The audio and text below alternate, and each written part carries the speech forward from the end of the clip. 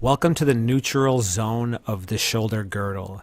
We're going to be breaking down neutral for the shoulder blade or scapula and the ball and socket joint.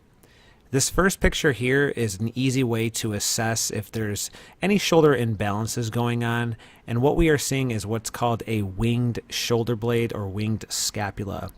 We typically want the blade to be nice and flat upon the rib cage and not flare out of the rib cage area.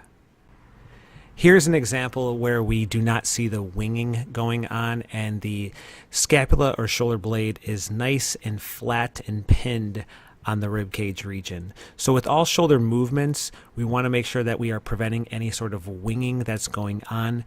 Sometimes we can't help that and we need corrective exercises to fix this pattern. When it comes to neutral for the ball and socket joint, we always want to have adequate joint space between the ball and the socket joint. So as you can see with the picture on the left, there's nice joint space between the ball of the arm and the socket to allow whether it's overhead motion, internal, external rotation without any sort of impingement.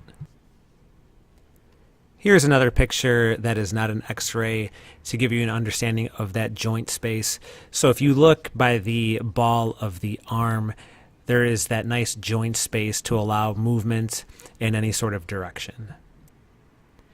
When it comes to lost joint space in the shoulder, this can result in lack of range of motion. Aches and pains can start to develop. So when we get to the rehabilitation process, it's important that we can try to control these two zones as much as possible to either get that range of motion back or eliminate pain and discomfort. This last image is an x-ray showing that lost joint space, and this can be a person that has a hiked shoulder. Maybe we're at a desk and we're rounding our shoulders in too much throughout the day. The muscles will adapt over time and put your shoulder in an alignment that is not optimal. Here's an example in push-up position, and what you will see first right here is a valley in the spine where the shoulder blades are winged. We want to avoid that and flatten the shoulder blades upon the rib cage for a nice neutral position for proper muscle firing. Again, avoid the valley, avoid the winging, flatten the blade upon the rib cage and hold. Don't compensate and overarch the mid-back as well, and that will be broken down in neutral zones of the spine. And then last but not least, don't hike the shoulders up because now we're breaking the neutral zone of the ball and socket. So a lot of small detail with just this push-up position when it comes to the shoulder girdle. Again, no valley, no hiking of the shoulder. This is also applied when doing an actual push-up. So when you go down into a push-up, we want to keep the shoulder blades nice and flat upon the rib cage. Don't let them wing, as you can see right there. And then to show you a poor example, see how blades are kind of kissing each other. There's that valley.